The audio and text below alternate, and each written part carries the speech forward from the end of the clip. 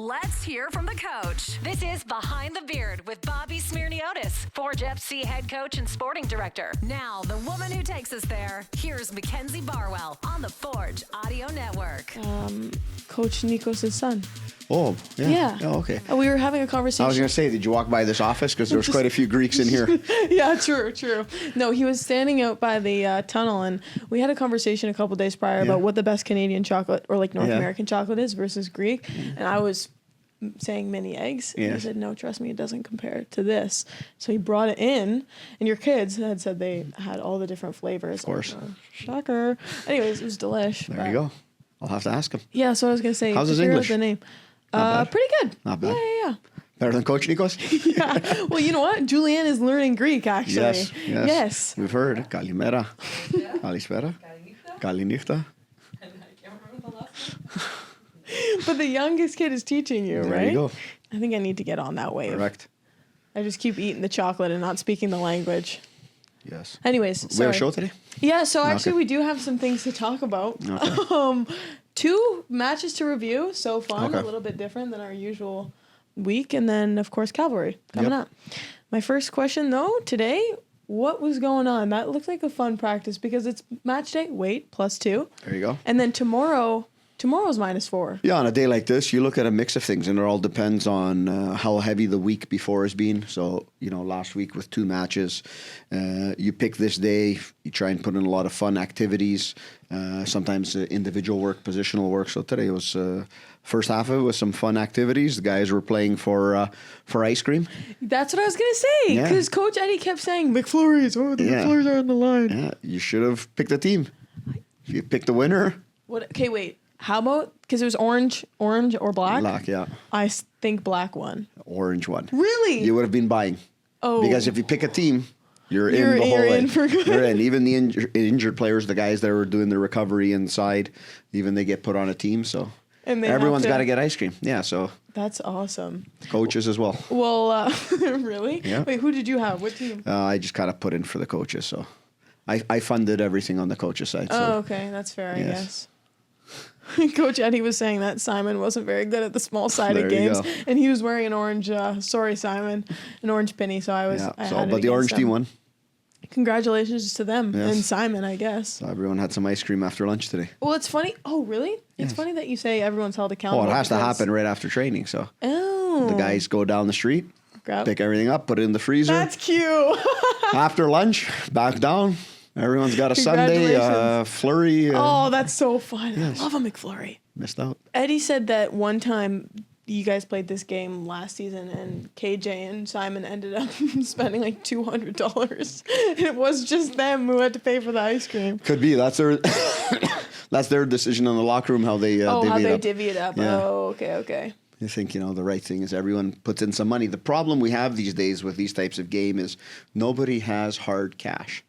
Right. So it's not like everyone can just chip everyone in just something. contributes.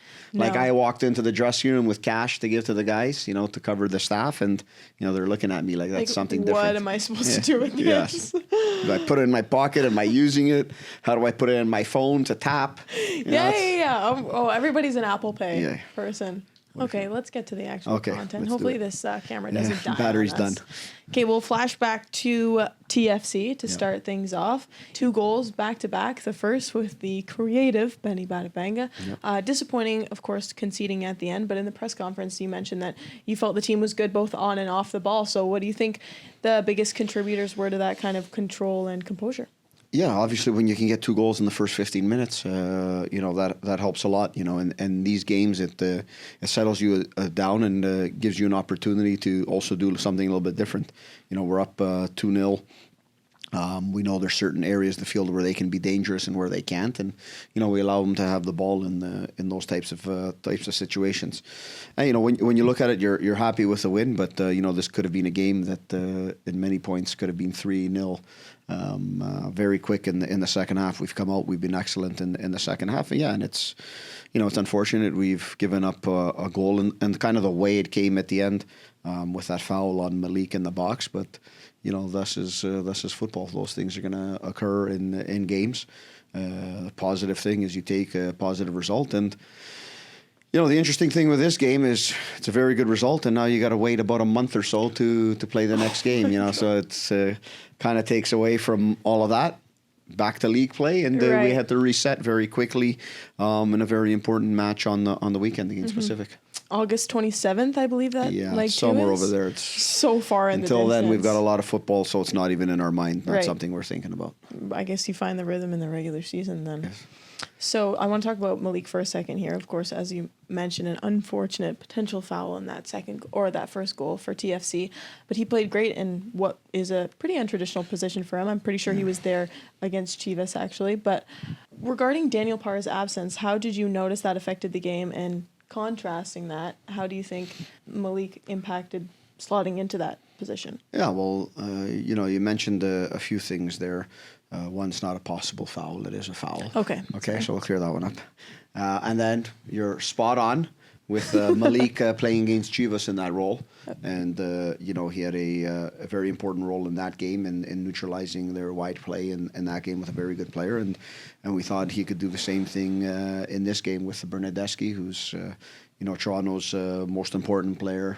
Most of the attacks come from him, and apart from, let's say, the first 10-15 minutes where there were some opportunities on that side, after that he did an excellent job in closing down that side, and once you do that, you take away a lot of their attacking ability based on the players that were playing in the match. So he's had an excellent game. The important thing with players like Malik and any players is to be able to spin those types of games into regular success week after week. Right. Okay, sorry, I wasn't sure if you were gonna keep going there. I was like, Okay, well, I spoke to Malik about him playing there, and he said that overall he felt he did well, but in the first 10 to 15 minutes he was making some tactical adjustments because, as you said, I think the plan was for him to be defending Bernadeschi, but I don't think he was the widest player at that point. So how do you go about making those adjustments during the game, especially when it's a player on the opposite side of the pitch from you? Yeah, he was just caught in two worlds, so we just changed a little bit the shape in midfield and dropping Becker a little bit closer in between the lines, so that way, Malik didn't have to focus too much on what was going on in the central zone or in the half space, and was very focused on anything going out into the wide areas with Bernadeschi. So we cut off the passes into the inside, and that way it was kind of a known pass that it's going to get out there, and that gives the left back in that situation, Malik, a clear idea on when to go, and he doesn't have to think about two things, and that's the most important thing for a defender. As a defender, you want to be very concentrated on what your task is, and try not to be caught in two worlds. And when we attack, we try and do that to defenders. We try and make sure that we put them in between three situations. And that's the key to position play and a lot of the focus we have when we're on the ball. So we take those principles and then we flip them and we say, how do we counteract that as well?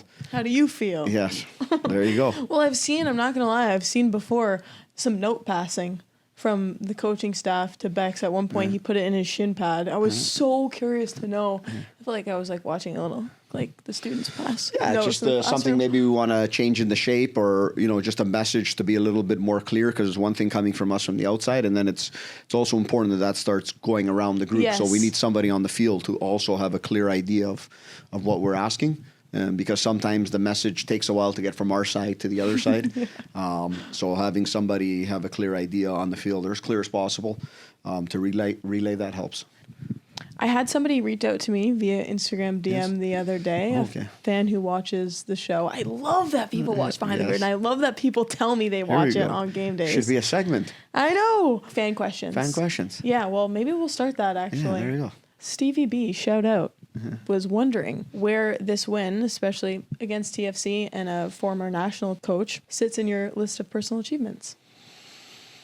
Or do you even think about it? Yeah, no, I don't, to be honest. Yeah. It's a semi-final match that we've won. The importance is what we do in the next game to get to the next round. It's those are the accomplishments we look at. It's. And this isn't disrespect to opponents, but it's not a massive accomplishment to win a game when you're Forge. It's what we go to do, and we don't look at the bank accounts and transfer fees and different things, because as I've used this quote in the past, and the legendary Johan Cruyff is, he's never seen a bag of money score a goal. it's players that do it. So it's always my mentality. We go into these games and against a team that spends a lot more money, has bigger payroll and so on, but we never really think of it like that. Yeah. I never frame it like that to the players. It's about how we go out and play, how we execute, how we do things. And if we do that, we give ourselves a very good chance to win. The difference sometimes with these teams where you have massive difference makers like Toronto and Bernadeschi and Signé, you play against Chivas, is, they've got a little bit more quality, and in a moment they can change the games. We've seen that with Chivas. But this year we've played 5 games outside of our league. Right. With Chivas, Montreal, and Toronto, and we've been excellent in all of those matches. The results haven't been always exactly as we wanted, especially early in the year in Chivas, which is a very difficult period. But we go out there and we play our football, and if you do that properly, and we've shown that in these Canadian Championship matches, good things arise. We've also seen in the past playing some of these matches where we haven't been playing our football, and the results weren't there. Right. So it's more about the focus on ourselves, and I always say some of our biggest accomplishments as a club have been what we've done in CONCACAF, because until you play those games, until you play in the region and Central America, you don't realize the difficulties and just the excitement that's behind playing continental competition. Every player wants to play in Champions Leagues and all these things, and I think those are some of the biggest ones until we get to the next one. Yeah.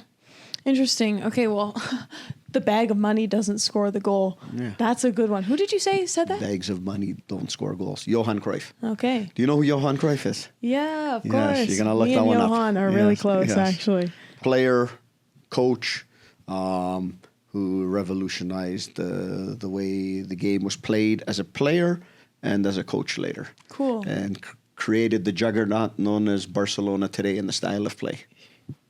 There you go. There's your ounce of history Yes. from Coach There we Bobby, go. everybody.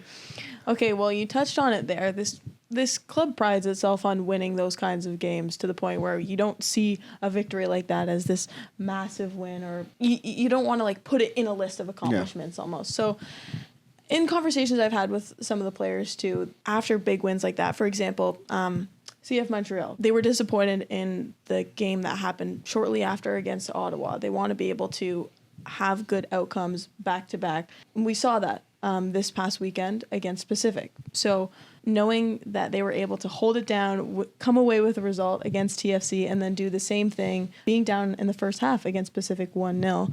What do you think that says about this club, and how, I guess, impressive is that result after the semis? Not only is the 3 points important, but it's the manner of the results that the players showed and the football that we played in that match.